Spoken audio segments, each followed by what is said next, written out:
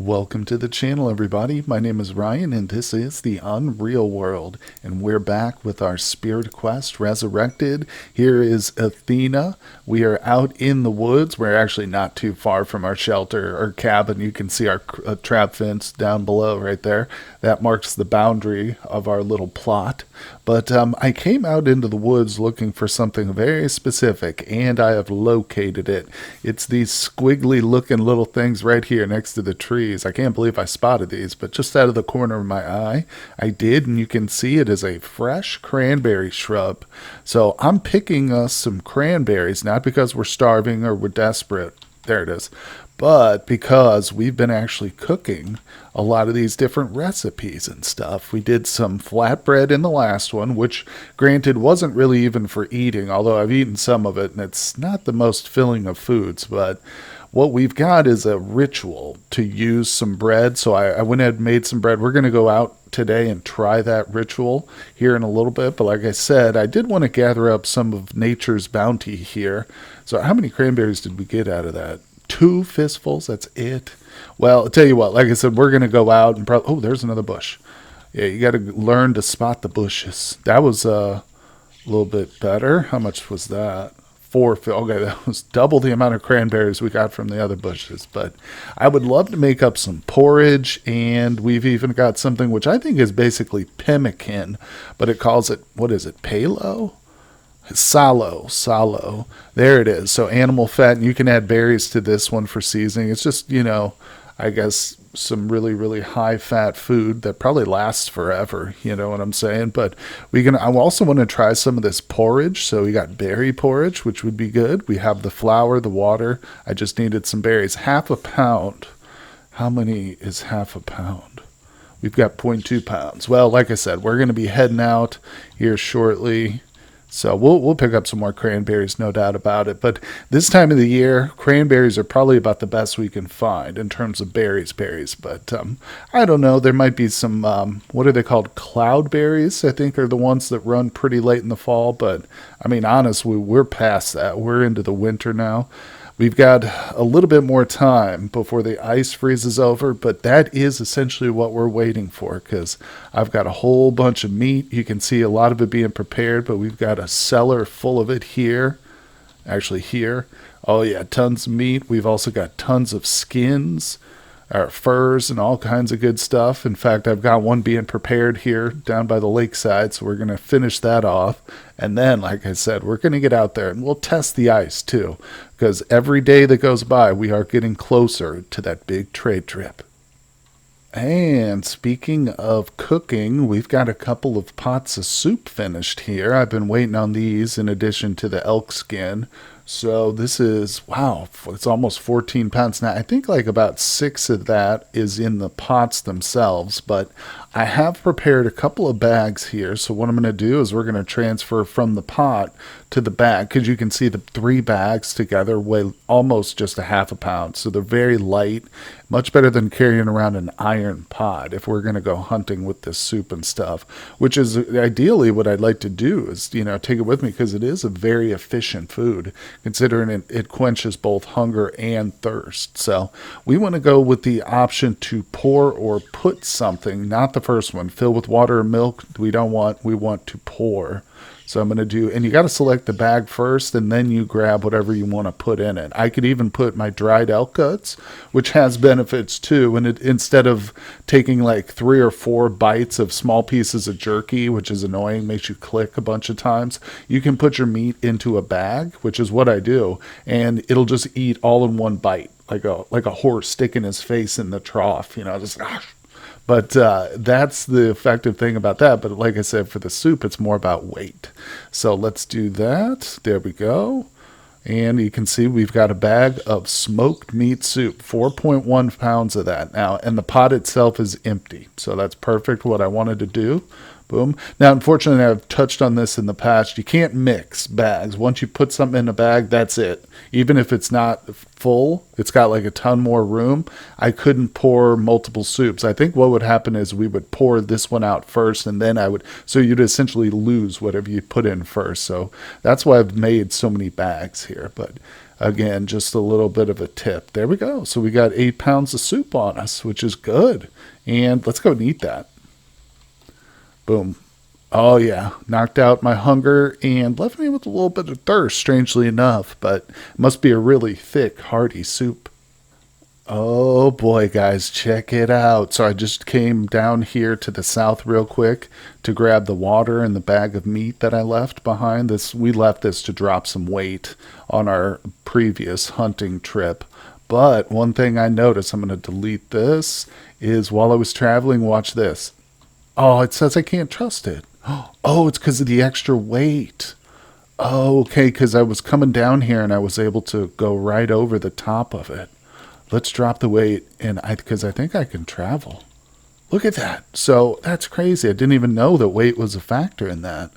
But we're able to ski, although, like I said, if I can't even carry my food and water, oh, that's crazy, onto the ice, then I definitely won't be able to transport a bunch of trade goods.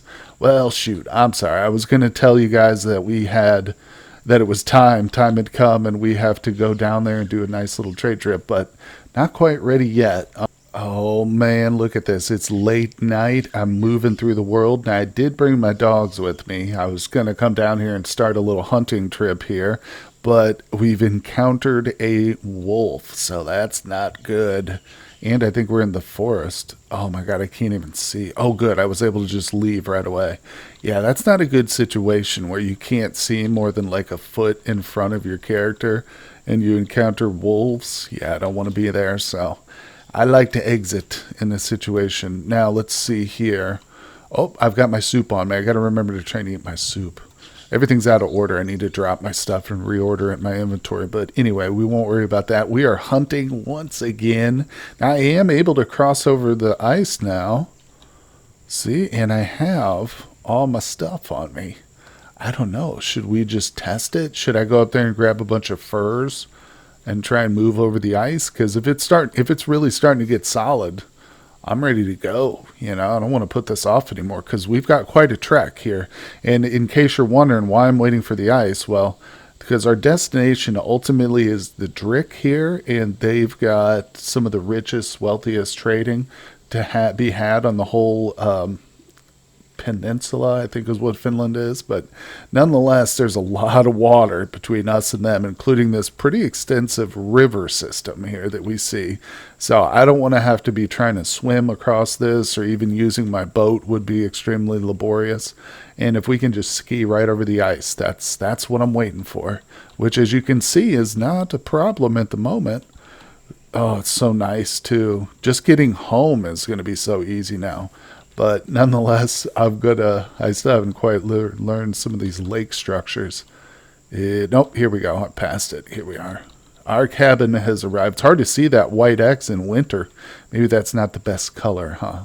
But anyway, let's grab. I'm just going to test this. Because like I say, I don't want to start loading everything up on the dogs if it's not going to work. So we'll grab some of the heavier stuff that I know is going to kind of load her up. There we go. That's like 200 pounds. Let's try this. Oh, nope. It says we can't trust the ice completely. All right. Got to give it some more time because it will get strong enough. Okay. Well, I nearly forgot, but we've still got that bread on us. So before we go out hunting, it's probably a good idea we try this ritual. So if we look here at the world map, you can see there's actually a mountain just here to the northeast of my cabin. There it is down to the south. That right there is the site of another ritual we did. I believe is that where we encountered the spirit of the forest? Yes, that's the anthill that we used to encounter the spirit of the forest. So that's kind of cool. This is our little ritual area right out here in our backyard. But anyway, if we zoom in, there's definitely going to be some good cliff faces here. Now, what we need is a spruce. I wonder if some of these over here will work. Because let's reread this. The force can be persuaded, yada yada. It is done by carrying a bread with you, which is dropped and left at a spruce on a hill or cliff. And then the specific incantation is cast. So I see plenty of spruces, but they're kind of off to the side there of the cliffs. What I want to see is like a spruce like right here. where my character's standing on the cliff itself. Now there's a pine. This is a pine tree. If you don't know, you can just try and attempt to walk into them. It'll tell you what kind of a tree it is. That's a spruce blocking my way. That's a birch. That's a big pine. Let me zoom out because I'll be able to just spot one. Maybe this isn't a great spot, but that's okay. I figured it was so close to home, it's worth testing it. Or at least looking. And it does say a hill. I bet you that any of these would probably work because we are kind of on an elevated plateau right here. That's possible. Let's keep looking. Okay. Yeah, it doesn't. It says hill or cliff. Let's just try it. Because it'll probably tell me if it's not a viable spot, considering that happened last time. So does it say I drop the food first? Oh, wait. Conditions. Hold on. What does it say?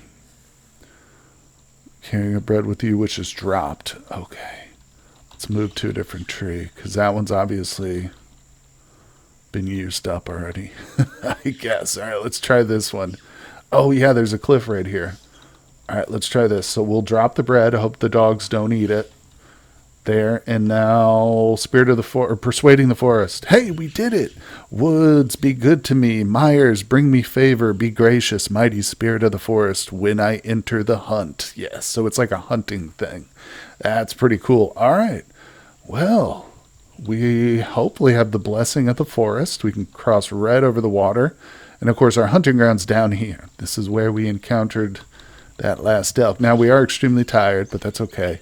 We're bundled up very nicely with all our clothes and stuff. So we're going to sleep, and in the morning we'll get out there and see how well this blessing works out for us. Well, it's actually a couple of days later since that ritual, and I haven't had much luck until just this moment. I just encountered a badger, which I almost missed because he's pretty well camouflaged here in the overworld map, but we are going to encounter this boy. Sometimes these badgers can be substantial. Not like an elk substantial, but 20 pounds of meat maybe if we're lucky. Don't have any modifiers on him. Doesn't say big or small. He's just your average badger, but let's give this guy a go. I wish I had some, what are they called? Fletching arrows? I can't remember now, but they're like tri-tipped bow and arrows. I need to get some more of those. Those things were so accurate, and they're good for smaller game. But I'll just use a regular arrow for this boy. He's moving away from us. I'm going to take my body shot. Ooh, missed him. But he is escaping. Now, one cool thing is I've noticed my girl, we're skiing like crazy here. She's been going like 5 miles an hour on her skis, which I think is pretty good. I'm going to re-wield my ski stick so we can maintain that. I'm going to try and make a little, detour, grab that arrow. There we go. All right, let's follow our boy the badger here. There it is. A little bit fatigued. All right. You guys probably know the drill if you've watched me, but we are going to try and fatigue this guy out, which might be difficult. Sometimes the smaller guys can be tough, but I might take a shot at him too. He's being pretty casual, isn't he?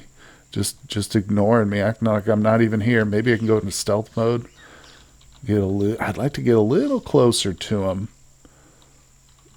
You know what? He's coming right at us. Oh, I think the dog scared him. But that's okay, you know what? Because I'd like him to be on the run. See, he rested a little bit, so we should take another shot at him. Let me take off. No, I just want to wield. Sorry, I'm losing my mind here, forgetting how to hunt. That's a decent shot right there.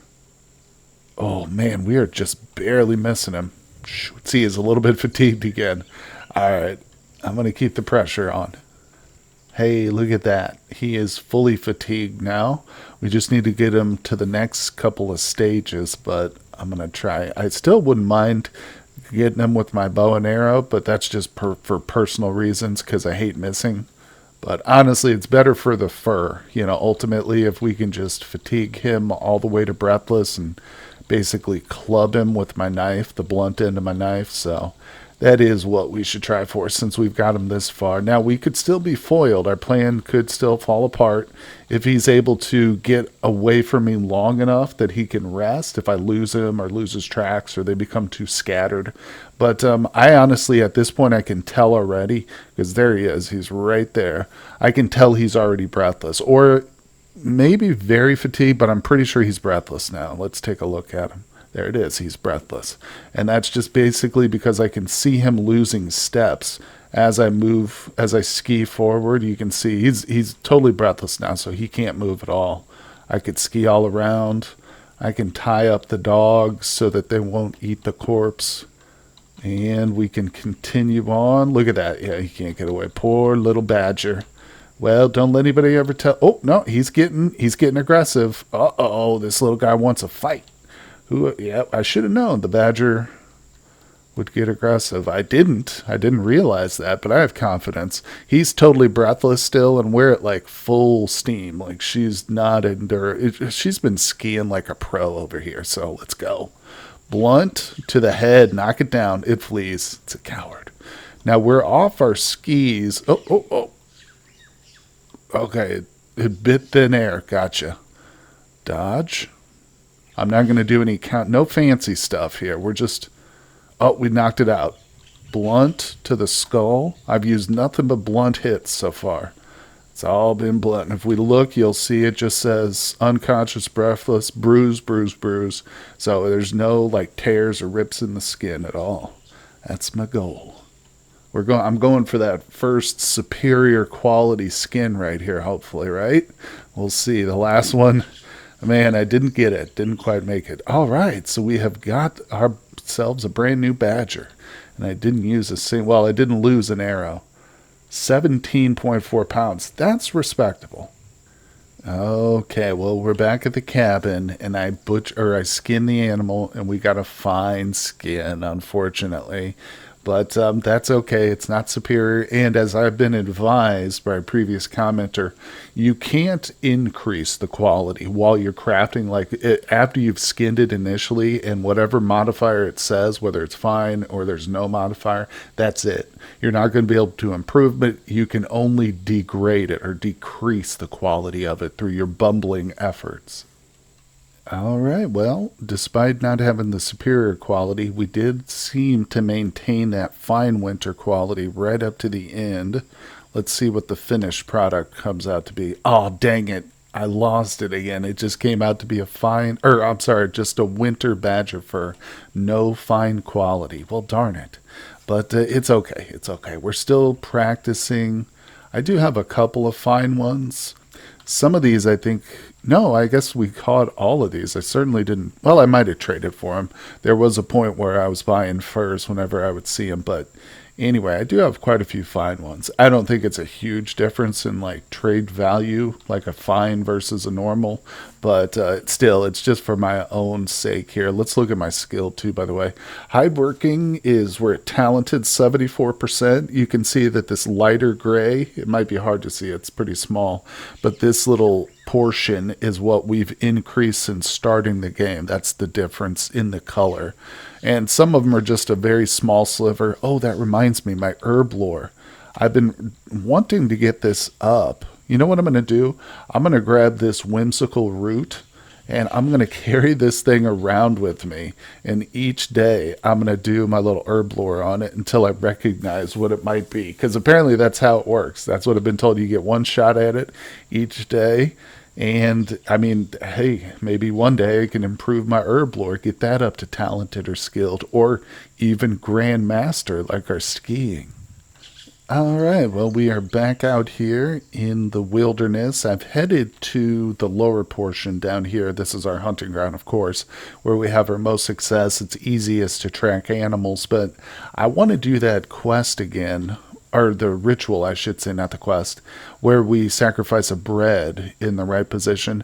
I think maybe I should do it closer to where we'll be hunting. That might be more effective instead of doing it all the way up at the base and then traveling half a day to the south. That might not have been the smartest move, but let's have some of our soup. You can see we're a little bit hungry. There we go. Knocked out most of our thirst. Not quite all of it. But now I'm pretty sure there's no mountains down here in this area. Probably not a lot of hills either. But if we can find ones in the forest, that would be amazing. And I'm going to mark it too on my map. That's the hard part, really, is finding a piece of elevated land. Now, I was wondering, sometimes it's possible to find like it's not a true hill, but it'll be more elevated than other parts of the forest because you'll notice it because you'll be able to see a little bit more clearly as you travel over it. So that's kind of what I'm looking for. Maybe if we can stumble across just basically a higher elevation part of the forest, you know. Dang it. I'm not seeing anything here.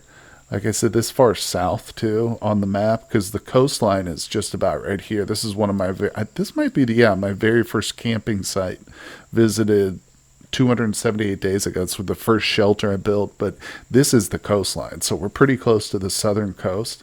And until you get right up on the coastline, you don't see a lot of hills or mountains to the south.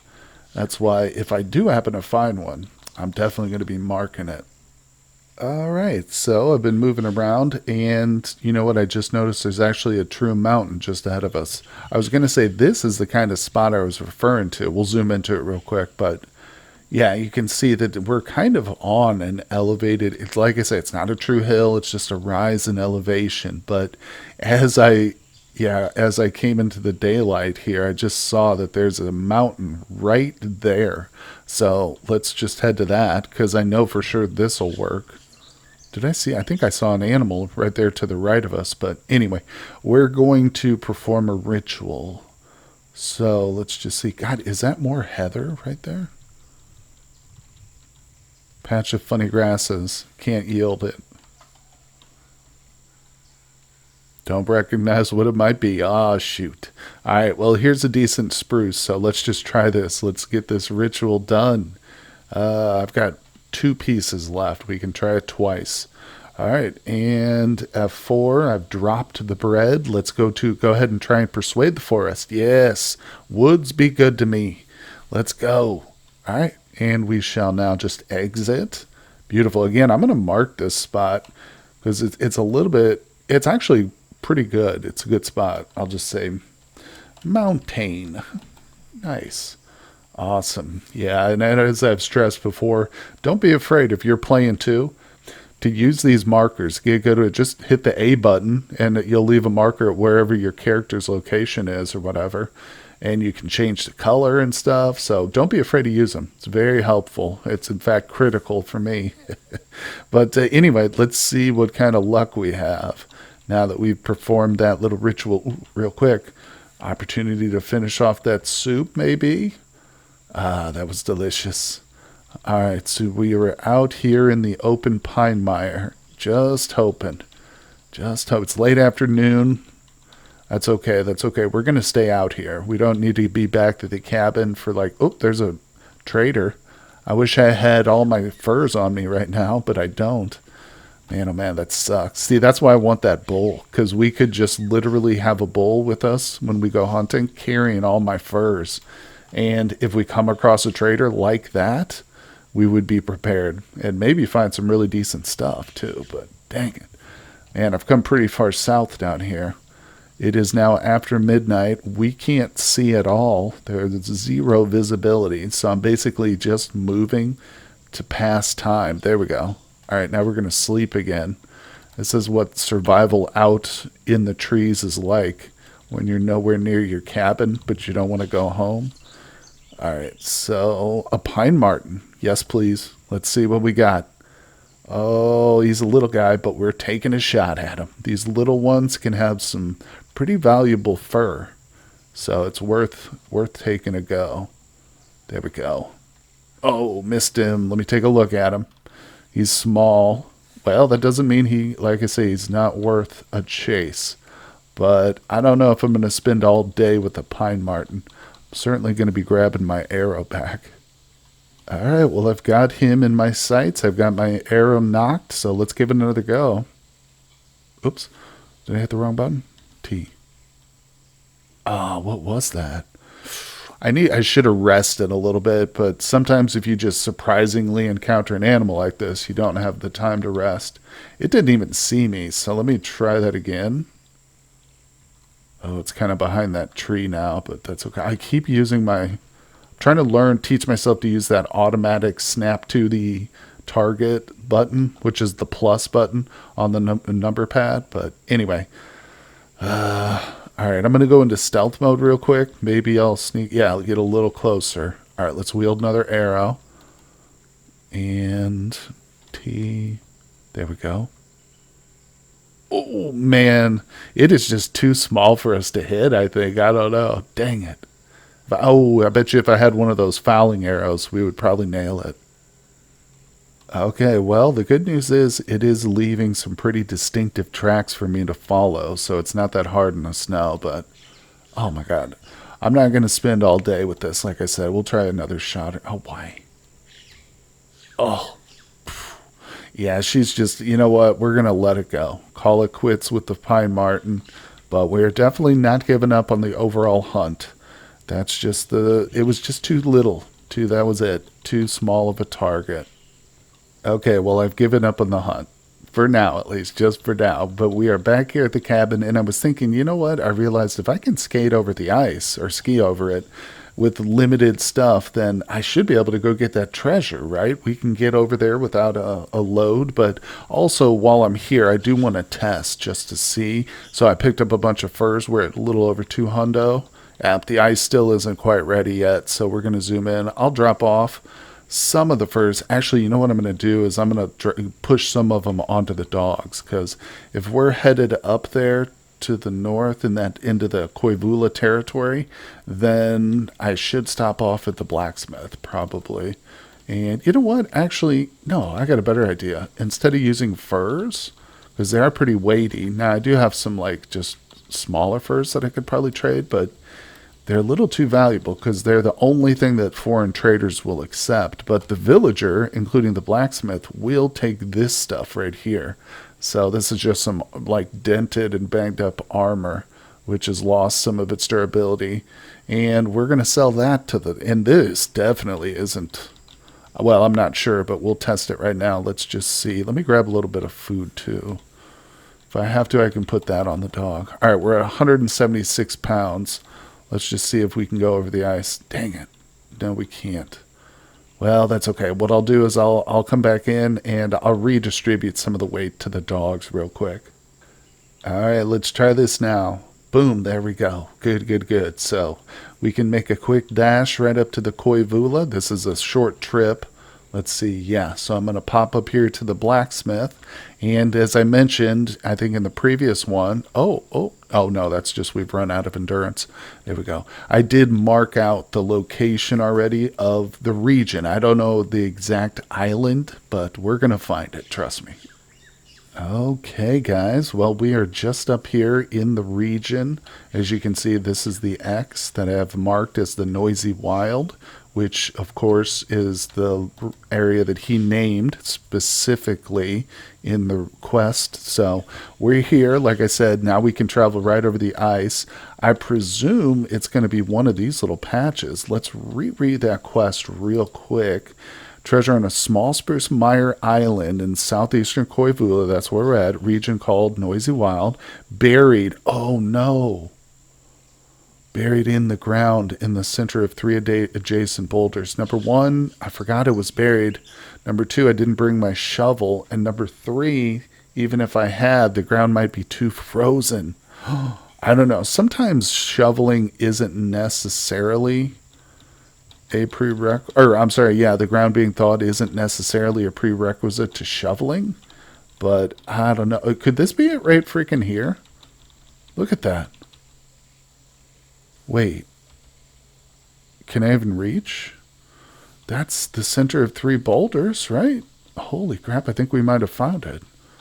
Well, like I said, I don't have a shovel. Oh my gosh, guys, we got all the way here. I've already got this spot. No, not quite. I'm not quite. All right, we'll just say treasure question mark. There we go. So we'll know this is the spot to come back to, but I think that might be it, because I think that's what these are. Big rock blocking your way. The quest says boulder, but I've never encountered anything named boulder, I don't think. This is like the closest, but that's like perfectly meets the description.